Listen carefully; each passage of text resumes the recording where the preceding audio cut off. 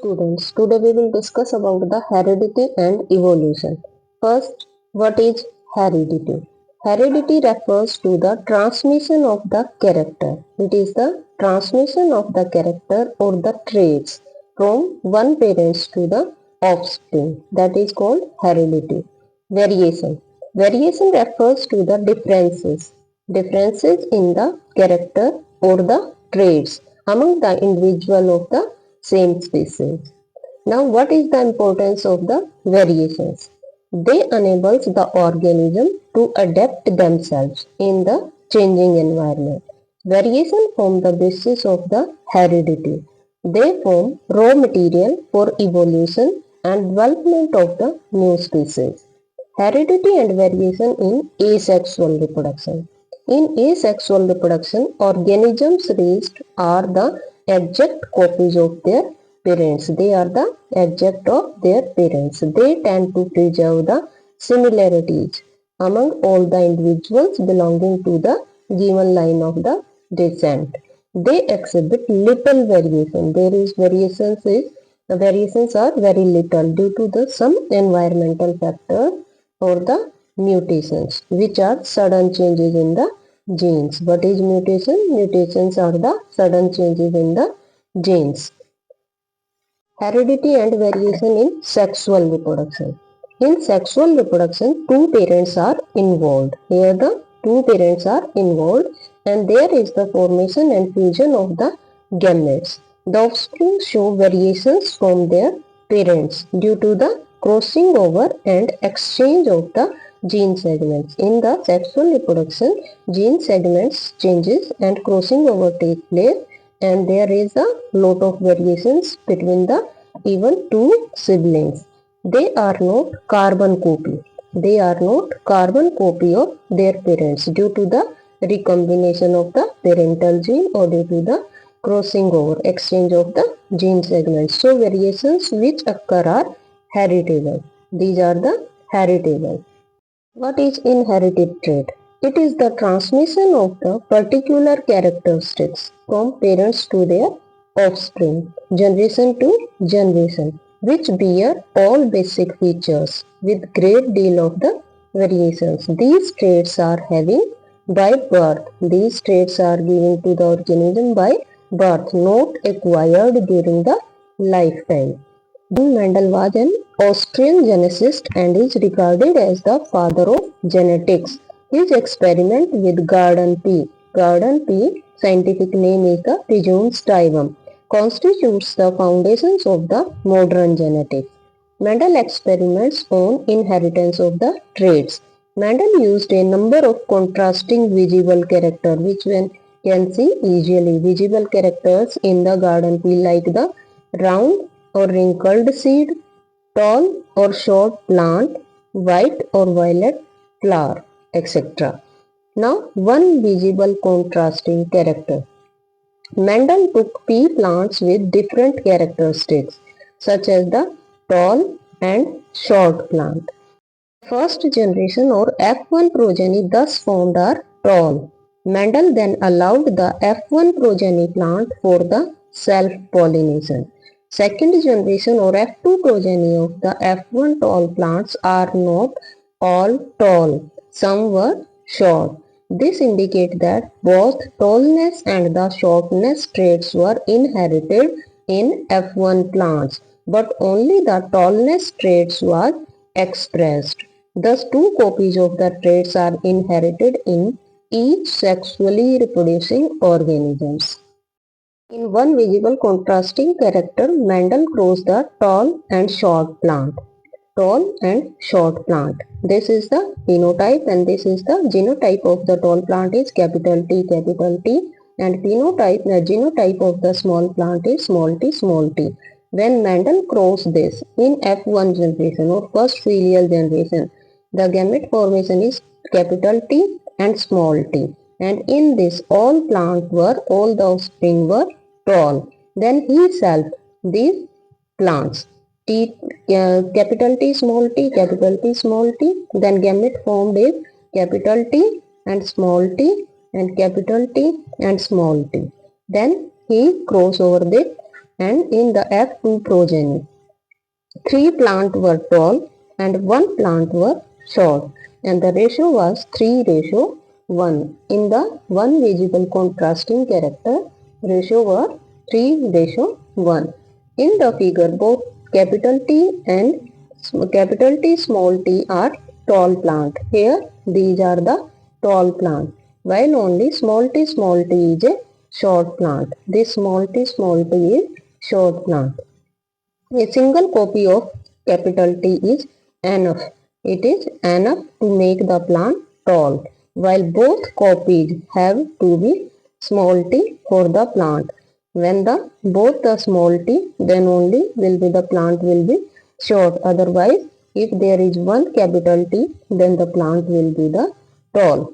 Therefore, in traits, capital T, small t, T is the dominant trait, where while small t is the recessive trait. Dominant trait. Dominant trait which can express itself. It can express itself.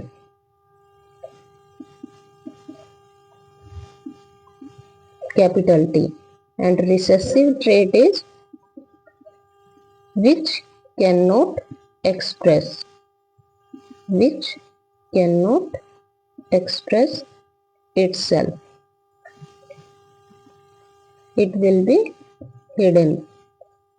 It will be hidden. We will discuss about the two visible contrasting character. Mendel took pea plant with the two different characteristics such as the tall plant with the round seed and short plant with the wrinkled seed. F1 progeny are all tall with round seed. Here capital R, small y, round and green seed, and small r, capital Y, wrinkled and the yellow. And here the gametes are R and small r and capital Y. And the in F1 generation R, capital R, capital Y, small y. Thus, tallness and the round seed are dominant. Here the tallness and the round seed are dominant. Mendel then allowed F1 progeny plant for the self-pollination to get F1 progeny. Then he selfed these plant and get the progeny. F2 progeny will have tall plants with round seed, some short plant with the wrinkled seed, and plant with the new mixture like tall having wrinkled seed and the short having round seed. The ratio of the plant with above characteristics will be 9:3:1. When he self-grows these plants, then he gets the ratio in the F2 progeny 9:3:1.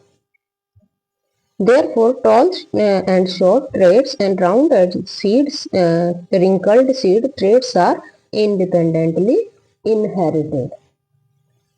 Is the mechanism of inheritance. If both parents help to determine the traits in the progeny, both parents must be contributing a copy of the same gene. Thus, each pea plant must have two sets of all genes, one inherited from the each parent. So, each germ cell must have only one gene set. Each gene set is present not as a single long thread of DNA, but as separate independent piece, and each piece is called a chromosome. And each cell will have two copies of each chromosome, one each from the male and female parents. When two germ cells combine, they will restore the normal number of the chromosome in the progeny, ensuring the stability of the DNA species. Therefore, such mechanism of inheritance explains the results of the Mendel experiment and is used by all sexually and asexually reproducing organisms. Now, what is chromosome? Chromosomes are the long thread-like structures present in the nucleus. These are the long thread-like structure and present in the nucleus of a cell, which contain heredity information of the cell. Now, what is gene? Gene is the unit of the inheritance. Gene are segments of DNA. These are the segments of DNA that contain the instructions for the building proteins which determine a person's traits and biological functions like eye color, height, and other traits. What is DNA? DNA is deoxyribonucleic acid. It is a chemical in the chromosome which carries the hereditary character or traits in a coded form from one generation to the next generation in all the organisms. Now, what is sex determination? Sex determination is the process. It is the process by which sex of a newborn individual can be determined. Human beings have 22 paired chromosomes and one pair called the sex chromosome. In the human being, 23 pair of chromosomes are present. Out of this, 22 paired chromosomes are called autosomes and one pair is called the sex chromosome, which is not a perfect pair. A male has X chromosome and one Y chromosome. That is, half of the male gamete or sperm will have X chromosome and the other half will have the Y chromosome. A male have chromosome set X and Y gap. X and Y chromosome. A female has two X chromosomes, but the female has two X chromosomes. That is, all the female gametes or ova will have only X chromosome. Sex of a child depend on what happened during the fertilization. If if a sperm carrying X chromosome fertilizes an ovum which carries X chromosome, then the child born will be girl or the female child. If the female give the X chromosome and the male also give the X chromosome, then the child will be the girl or female child will be born. If the sperm carrying Y chromosome fertilizes an ovum which carries X chromosome, then the child born will be a boy or a male child. If the mother give the X chromosome and the father or the male give the Y chromosome, then the progeny produced will be boy or a male baby is produced. Thus, the sperm determine the sex of a child. The evolution. Evolution is the sequence of gradual changes which take place in the primitive organism over millions of years and new species are produced. Since the evolution is of living organisms, so it is called the organic evolution. Variation in population. We can an example about the variation in population. 12 red beetles live in a green leafy bushes, grow by sexual reproduction and generate variation. First situation. We will discuss here three situations. In the first situation, crows eat these beetles, leaving only fewer beetles available for the reproduction. Due to color variation, during reproduction, one green beetle evolved and thereafter all its progeny beetle become green. Crows cannot see green colored beetle on green leaves and hence cannot eat them, resulting more green beetle than red one in the beetle population. This type of variation gives a survival advantage. There were the red beetle and green beetle. On the leaves, green cannot see, but red beetle was clearly visible, and crows eat all of the red beetles and green beetles get the survival advantage. Situation 2. Due to color variation, during reproduction, a blue color beetle appear. Due to the blue color beetle appear and all its progeny beetle become blue. Crows can see both red and blue beetle and therefore eat them. Initially, there are less number of blue beetles and more of the red beetles. Then an elephant stomp on the bushes and kill most of the beetles. By chance, few beetles that survived were mostly blue. Thus, the blue beetles slowly expand. There is no survival advantage on these variations and provides diversity without adaptation. The situation 2. There were the red beetle and the blue beetle. Both were survived by the sexual reproduction and increasing their species, but suddenly an elephant stumped his foot on the blue beetle and due to by situation and after some time blue beetle expanded. There was no survival advantage on this variation but provide the diversity without adaptation. In the third situation, as the beetle population begins to expand, the bushes suffer from a disease and amount of the leaf available for the beetle have reduced. Thus, beetle are poorly nourished and average weight of an adult beetle has decreased. After few years, the plant disease is eliminated and enough food is available for the beetle. Thus, the beetle have come back to its normal size and weight. This change is not inherited over the generation because the disease was in the bushes, not in the beetles. Acquired trait. It is a particular characteristic that is developed during the lifetime of an individual. These traits or characteristics are acquired during the lifetime by the experience. Such characteristics are not genetically controlled. As they are not genetically controlled, so they cannot be passed on to the next generation genetically.